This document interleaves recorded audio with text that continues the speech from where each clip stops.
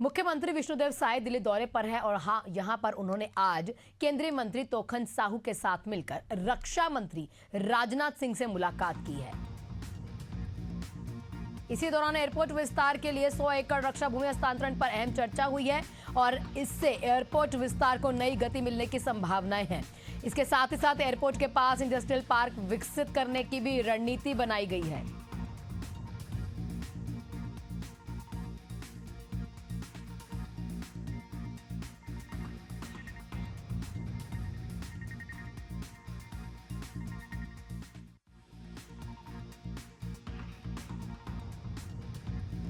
और साथ ही साथ मुख्यमंत्री विष्णुदेव साय ने भी केंद्रीय मंत्री राजनाथ सिंह से मुलाकात की है। मुलाकात कर एयरपोर्ट विस्तार पर अहम चर्चा हुई और ये तभी की तस्वीरें आपके साथ साझा कर रहे हैं। पहले स्वागत अभिनंदन होता है। 100 एकड़ रक्षा भूमि हस्तांतरण पर यह चर्चा की गई है। बता दें आपको कि जब मुलाकात होती है तो उस समय पहले तोखन साहू, जो कि केंद्रीय राज्य मंत्री हैं, छत्तीसगढ़ के मुख्यमंत्री विष्णुदेव साय का स्वागत करते हैं और उसके बाद दोनों केंद्रीय मंत्री राजनाथ सिंह से मुलाकात कर एयरपोर्ट विस्तार पर अहम चर्चा करते हैं। अब इस विस्तार से नई गति जो है मिलेगी।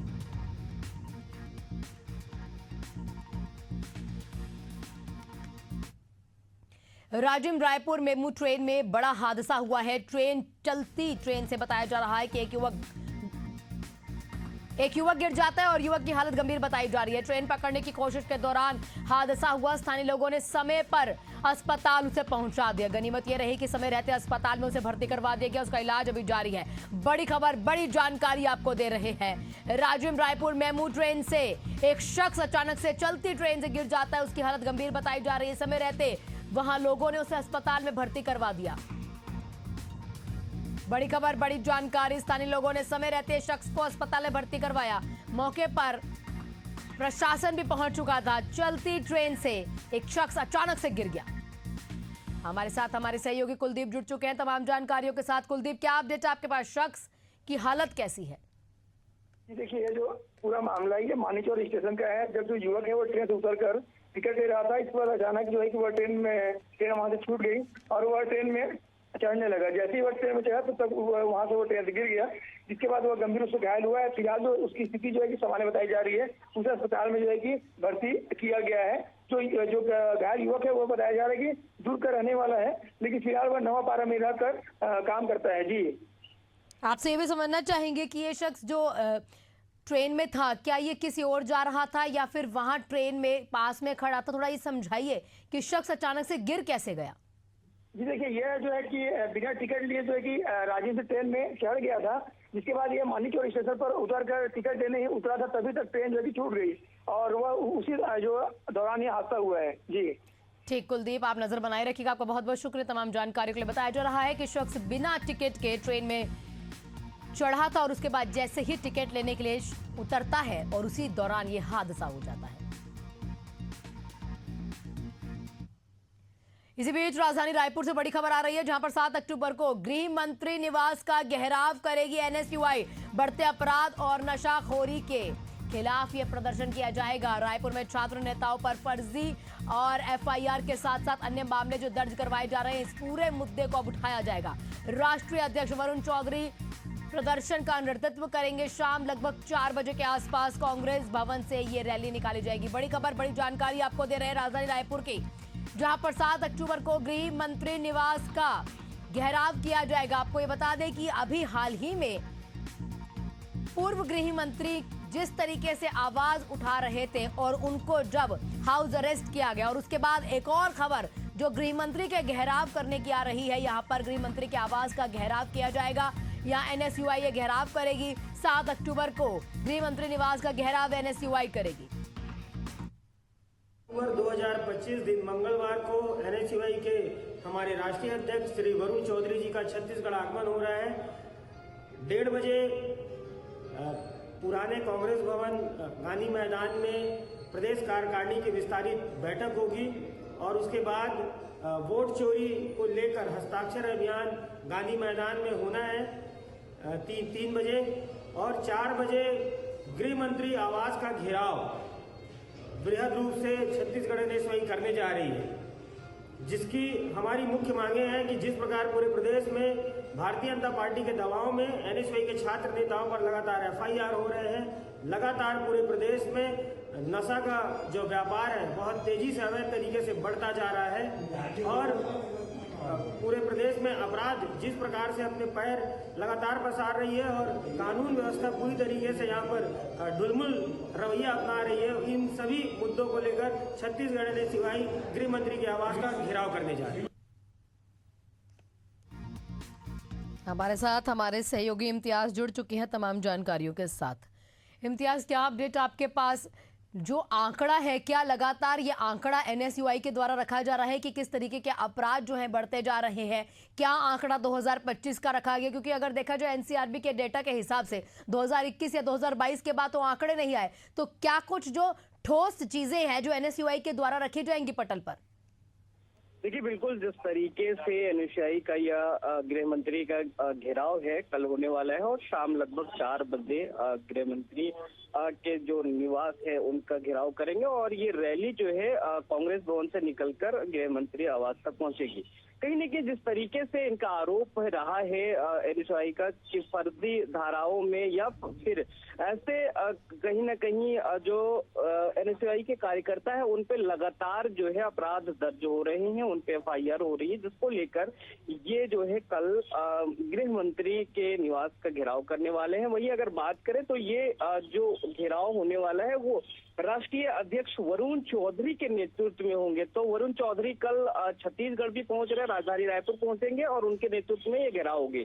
दूसरी बात ये है कि जिस तरीके से छत्तीसगढ़ में अपराध बढ़ रहे, नशाखोरी बढ़ रही है, उसको लेकर भी यह घेराव होने वाले हैं। इनका कहना है, साफ आरोप है कि जो प्रदेश में ये सभी जो चीजें हैं वो लगातार बढ़ रही है और शासन प्रशासन जो है इस पर कहीं ना कहीं हाथ पर हाथ धरे हैं, जिसको लेकर ये प्रदर्शन होने वाला है। बड़ा प्रदर्शन भी है, घेराव है। अब देखने वाली बात ये होगी, क्या इनको घेराव गृह मंत्री के निवास तक पहुंचने दिया जाता है या फिर रास्ते में रोका जाता है, ये तो आने वाली बात होगी। लेकिन ये बड़ा प्रदर्शन और निवास घेराव कल होने वाला है, जिसको लेकर एनएसयूआई पूरे तैयार है। जी, ये भी आप समझना चाहेंगे वरुण चौधरी के नेतृत्व में, क्योंकि ये घेराव की बात की जा रही है, तो क्या कुछ और प्रमुख मांगे होंगी अपराध को लेकर? जब बताया जा रहा है कि अपराध, क्योंकि आप बता भी रहे हैं कि बढ़ते अपराध के खिलाफ, साथ साथ नशाखुरानी के खिलाफ यहाँ पर कहीं ना कहीं प्रदर्शन किया जाएगा, लेकिन इससे इतर क्या कुछ और मांगे हो सकती हैं?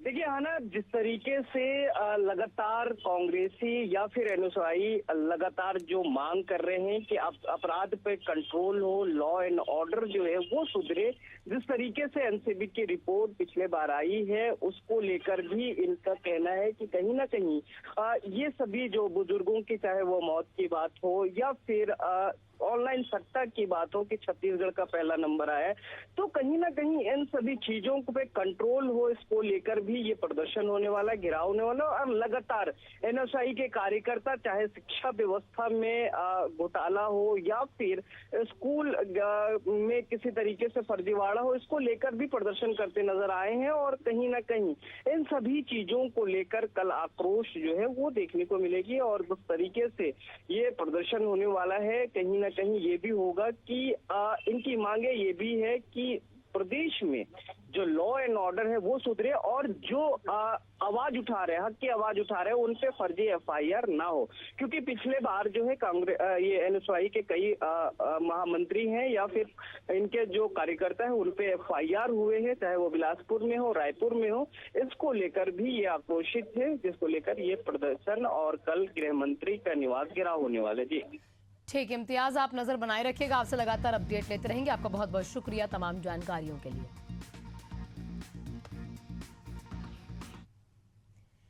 अब बात बिलासपुर की करेंगे, जहां पर गौ माता के साथ क्रूरता की गई है। ट्रैक्टर में बांधकर सड़क पर घसीटा गया और घसीटने का वीडियो सोशल मीडिया पर वायरल हो चुका है। रतनपुर थाना क्षेत्र के ग्राम पोड़ी का यह पूरा मामला बताया जा रहा है। तस्वीर आपके सामने, पीछे एक शख्स गाड़ी में बैठकर ये वीडियो बना रहा था और आपको बता दें आगे जो है ट्रैक्टर पर बांधकर गौ को घसीटा जाता है। पूरे तरीके से ये घसीटने की तस्वीर अब सोशल मीडिया पर लगातार वायरल हो रही है। बिलासपुर की यह घटना बताई जा रही है। ट्रैक्टर से बांधकर सड़क पर घसीटने का यह वीडियो वायरल हो चुका है। रतनपुर थाना क्षेत्र के ग्राम पोड़ी का यह पूरा मामला बताया जा रहा है। फिलहाल जो लोग ट्रैक्टर में गौ माता को बांधकर घसीट रहे हैं, इनकी पहचान की जा रही है। वीडियो के आधार पर कार्रवाई भी शुरू हो चुकी है।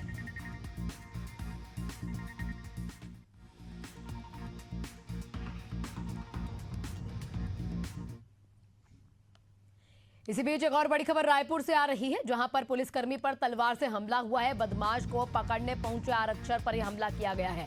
हमले में बाल बाल आरक्षक बच चुका है। ग्रामीणों की मदद से बदमाश को धर दबोचा गया। विधानसभा थाना इलाके का यह पूरा मामला बताया जा रहा है। तस्वीरें आपके सामने।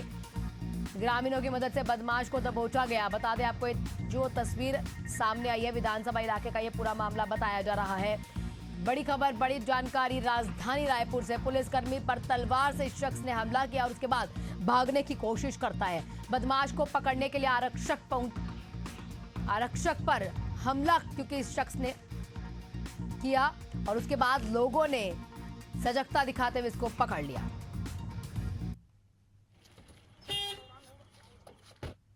बड़ी खबर आपको बता दें, गरियाबंद से आ रही है, जहां पर सुरक्षा बलों को बड़ी कामयाबी हासिल हुई है।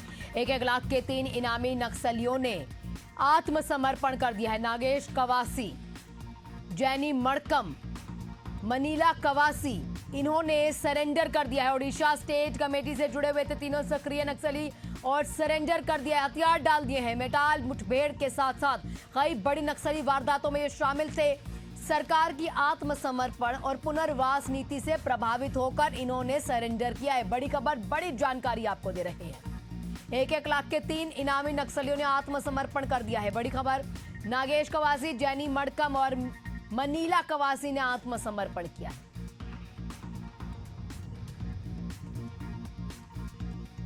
तो सरकार की जो नीतियां हैं उनसे प्रभावित होकर, जो पुनर्वास नीति है उनसे प्रभावित होकर आत्मसमर्पण किया, हथियार डाल दिया। और लगातार यहां पर देखा भी जा रहा है कि जो डेडलाइन कहीं ना कहीं केंद्रीय गृह मंत्री अमित शाह की तरफ से दे दी गई है, मार्च 2026, उस टारगेट को पूरा जल्द से जल्द कर लिया जाएगा।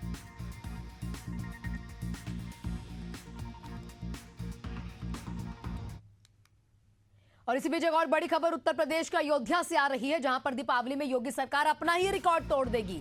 26 लाख से ऊपर दिए जलाए जाएंगे योगी सरकार के द्वारा और ये दीपावली का पर्व मनाया जाएगा, ये दियों का पर्व मनाया जाएगा। 3 नए रिकॉर्ड दीपावली पर एक साथ। 1100 ड्रोन का शो, झांकियों में कई परिवर्तन किए गए हैं। कैबिनेट मंत्री जयवीर सिंह ने जानकारियां साझा की है। बड़ी खबर, बड़ी जानकारी आपको दे रहे हैं। लगातार अयोध्या में दीपावली जो है वो मनाई जा रही है और हर बार रिकॉर्ड दर्ज किया जा रहा है। और इस बार आप ये लगातार तस्वीरें जो सामने हर दीपावली पर की अपना ही रिकॉर्ड जो है उत्तर प्रदेश की सरकार तोड़ देती है और हर साल एक अलग रिकॉर्ड कहीं ना कहीं कायम करती है। झांकियों में परिवर्तन किया गया, ड्रोन शो में परिवर्तन किया गया और इस बार जो दीपावली में योगी सरकार अपना रिकॉर्ड तोड़ेगी, जिस तरीके से दिए जलाएगी, 26 लाख से ज्यादा दिए जलाए जाएंगे। योगी सरकार दीपावली में एक नया रिकॉर्ड कायम करेगी। हमारे साथ हमारे सहयोगी अभिषेक जुड़ चुके हैं तमाम जानकारियों के साथ। अभिषेक, और क्या कुछ खास रहने वाला है इस दीपावली में?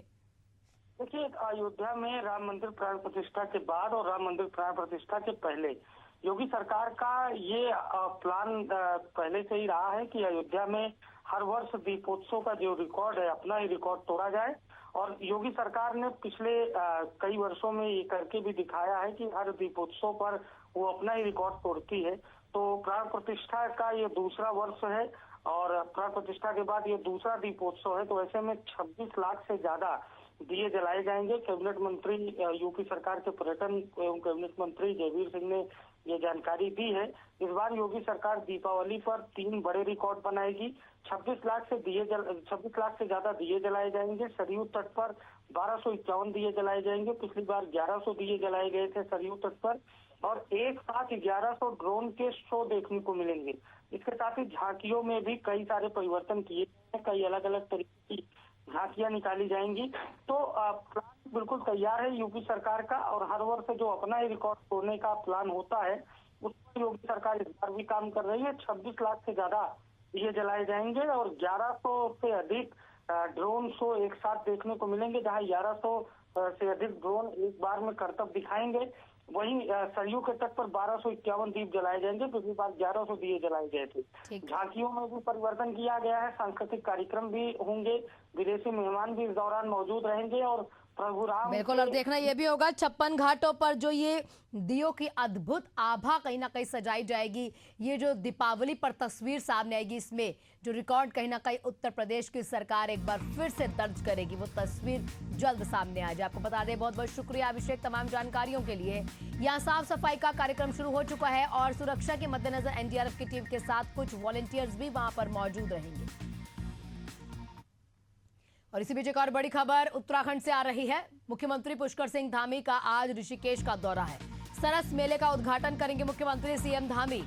लोगों से घरेलू उत्पाद अपनाने की अपील की जाएगी, स्वदेशी वस्तुओं को बढ़ावा देने के लिए अपील की जाएगी मुख्यमंत्री के द्वारा। बड़ी खबर, बड़ी जानकारी आपको दे रहे हैं। स्वदेशी चीजें अपनाओ, इसको लेकर लगातार जो सरकार है यहाँ पर जागरूकता अभियान चला रही है। लोगों को जागरूक करने के लिए खुद जो है तमाम राज्यों के मुख्यमंत्री सड़क पर निकलकर या लोगों के साथ संवाद करके या तमाम अधिकारी जो है इस तरीके के जागरूकता अभियान चला रहे हैं। और इसी बीच उत्तराखंड के मुख्यमंत्री भी स्वदेशी वस्तुओं को बढ़ावा दिया जाए, इस तरीके की अपील जो है की जा रही है। और इस हर साल देखा भी जाता है, जब दीपावली का पर्व जैसे जैसे करीब आता है वैसे वैसे बोला भी जाता है कि जो भी हमारे पर्व हो, उन पर्व में हमारी संस्कृति को बचाने की पूरी कवायद कीजिए, संस्कृति को अपनाने की कवायद कीजिए और जो हमारे देश से बनी वस्तुएं हैं, हमारे देश की बनी वस्तुएं, उसको अपनाइए।